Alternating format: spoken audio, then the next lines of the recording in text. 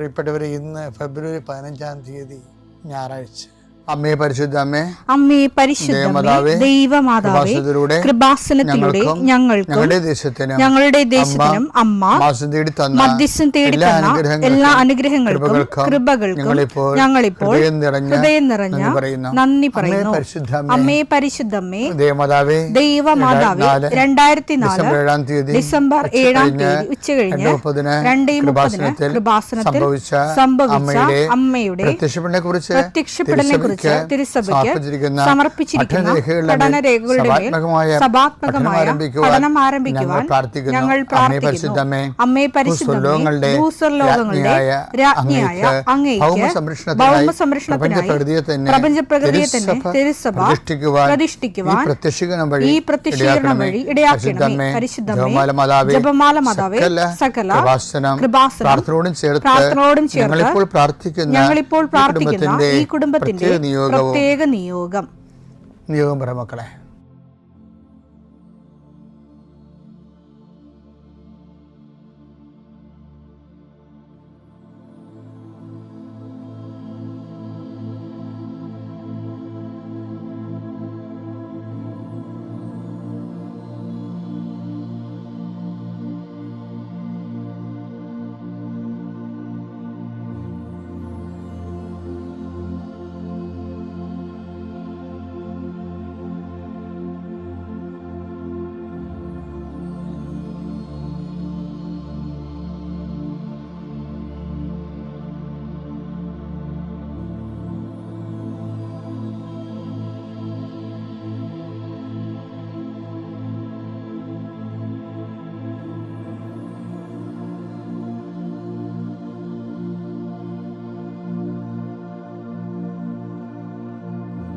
അമ്മയുടെ പ്രത്യക്ഷീകരണത്തിന്റെ ഈ അനുഗ്രഹവേളയിൽ ഞങ്ങൾക്ക് സാധിച്ചു തരുവാൻ കനിയണമേ.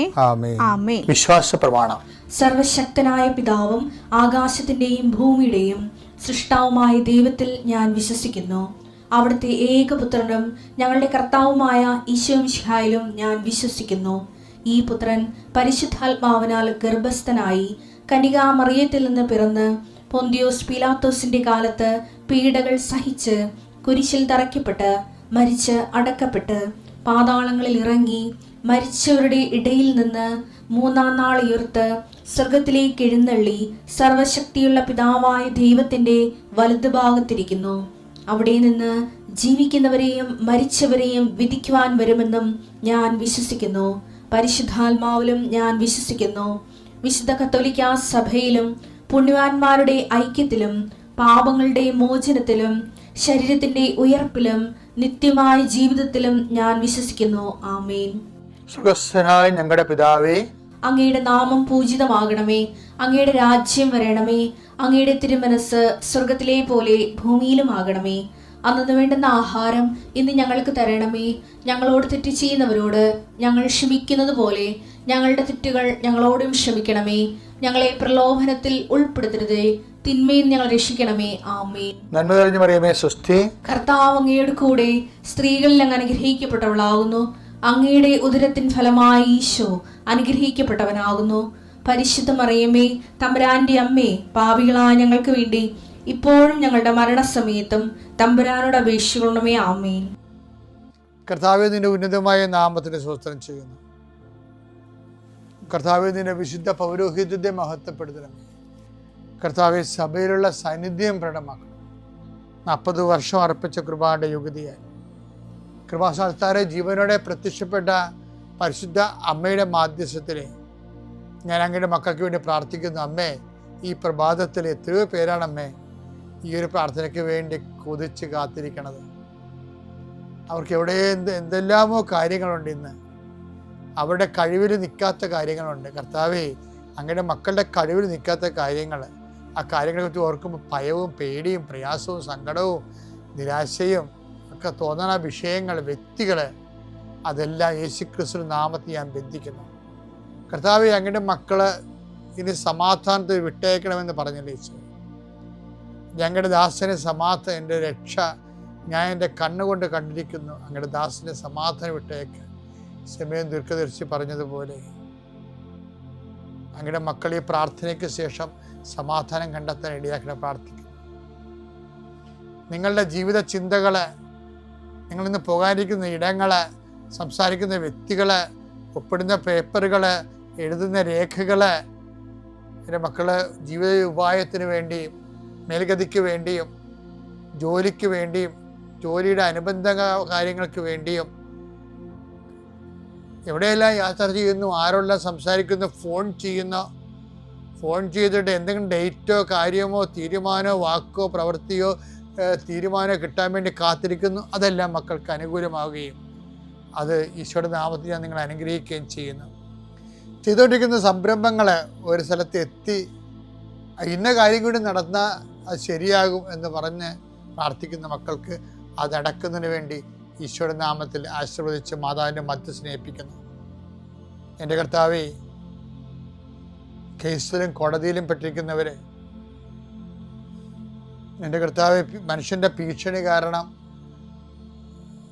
മനസ്സിന് സമാധാനം നഷ്ടപ്പെട്ടവർ, അവരെ നീ ഏത് ഭവനത്തിൽ പ്രവേശിച്ചാലും ആ ഭവന സമാധാന ആശംസ അറിയിച്ച കർത്താവേ, നിന്റെ നാമത്തിൽ നെഞ്ചിലും നെറ്റിലും മുദ്ര വാങ്ങി നിന്റെ നാമത്തിൽ വിശ്വസിക്കുന്ന ഒരു മനുഷ്യനെയും ആരും ഭിക്ഷപ്പെടുത്താൻ അനുവദിക്കരുത് കർത്താവേ. അവരെല്ലാം ശത്രുക്കളെ കാണുകയെ വിരുന്നൊരുക്കുന്ന ദൈവത്തിൻ്റെ ശക്തിവിശേഷം നിനക്കായി വിരുന്നൊരുക്കട്ടെ. നിൻ്റെ എല്ലാ ശത്രുക്കളുടെയും മുന്നിലെ നിത്യം പിതാവും പുത്രനും പരിശുദ്ധാത്മാവ് സർവീശ്വര എന്നേക്കും ആമേൻ. 2 Thessalonians 1:3. നിങ്ങളുടെ വിശ്വാസം സമൃദ്ധമായി വളരുകയും വിശ്വാസം സമൃദ്ധമായി വളരുകയും നിങ്ങൾ ഏവരുടെയും പരസ്പര സ്നേഹം വർദ്ധിച്ചു വരികയും ചെയ്യുന്നതിനാൽ സഹോദരങ്ങളെ നിങ്ങൾക്ക് വേണ്ടി എപ്പോഴും ദൈവത്തിന് ഉചിതമാം വിധം നന്ദി പറയാൻ ഞങ്ങൾ കടപ്പെട്ടിരിക്കുന്നു. തെസ്സലോനിയ സഭയിലെ വിശ്വാസ വളർച്ച ഉണ്ടായ കാര്യം പറയണേ. ഇപ്പൊ അവര് സഹോദര സ്നേഹം വർദ്ധിച്ചവരല്ലേ. അപ്പൊ പൗലോസ് അപ്പോസ്തലൻ സഹോദര സ്നേഹം വർദ്ധിച്ചെന്നല്ല പറയണത്. പത്രോസ് ഇന്നലെ പറഞ്ഞില്ലേ, വിശ്വാസത്തെ സുഹൃതം കൊണ്ട് സുഹൃതത്തെ, ജ്ഞാനം കൊണ്ട് ജ്ഞാനത്തെ, ആത്മസമയം കൊണ്ട് ആത്മസമയത്തെ, ക്ഷമ കൊണ്ട് ക്ഷമയെ, നന്മ കൊണ്ടും ക്ഷമയെ, സഹോദര സ്നേഹം കൊണ്ടും സഹോദര സ്നേഹത്തെ ഉപവി കൊണ്ടും പരിപൂർണമാക്കാൻ പറയുന്ന കൂട്ടത്തിലുള്ള സഹോദര സ്നേഹം ഉപവിക്ക് മുമ്പുള്ളതാണ്. അതാണ് ഈ പൗലോസ് പറയണത്. വിശ്വാസം വർദ്ധിച്ചു എന്ന് പറഞ്ഞാൽ പറയും, വിശ്വാസം സമൃദ്ധമായി വളർന്നുകൊണ്ട് പരസ്പര സ്നേഹം അപ്പോൾ അവർക്ക് പരസ്പര സ്നേഹം വർദ്ധിച്ചു.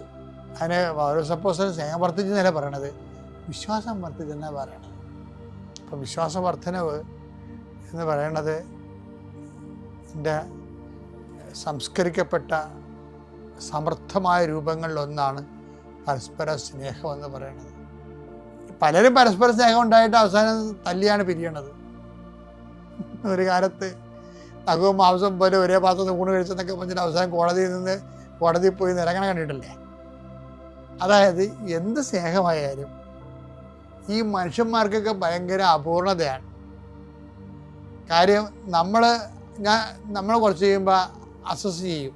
ഞാൻ ആശുപത്രിയിൽ പോയി നിന്നായിരുന്നല്ല, പക്ഷേ ഞാൻ രോഗിയായിരുന്നപ്പോൾ അവർ വന്ന് തിരിഞ്ഞ് നോക്കിയില്ലല്ല, അവരൊന്ന് കൂട്ടുകാരോട് പിക്കിങ്ങിന് പോയില്ലേ, പിന്നെ പോയമാരോട്ട് നമ്മൾ എന്ത് നോക്കാനാണെന്നൊക്കെ പറഞ്ഞ് എപ്പോഴായാലും ഓരോരുത്തർക്കും ഓരോരോ സാഹചര്യമാണ്. എല്ലാം മനഃപൂർവ്വം ചെയ്യണമായിരിക്കത്തില്ല. അപ്പോൾ ചെയ്തപ്പോൾ അങ്ങനെ പോയതാണ്. പിന്നെ അതിൻ്റെ പേരിൽ നമ്മൾ ഗുണവും ദോഷവും പറയാൻ പോയാൽ ആരെയും സഹിക്കാൻ പറ്റത്തില്ല. അപ്പോൾ അങ്ങനെയൊക്കെ വിശ്വാസത്തിൻ്റെ പേരിലാണ് നമ്മൾ അതൊക്കെ എടുക്കുന്നത്. കാര്യം എന്താണ്? അപ്പോൾ റിട്ടേൺസ് നമ്മൾ അധികം പ്രതീക്ഷിക്കത്തില്ല. പരസ്പര സ്നേഹമുണ്ട്, പക്ഷേ തിരിച്ച് നമ്മൾ ഒത്തിരി പ്രതീക്ഷിക്കാത്തപ്പോഴാണ് ബൈബിൾ അതിനെ സ്നേഹമെന്ന് വിളിക്കുന്നത്. അല്ലാത്തൊക്കെ ചുമ്മാ നീക്കുപോക്കും അഡ്ജസ്റ്റ്മെൻറ്റും അല്ലേ.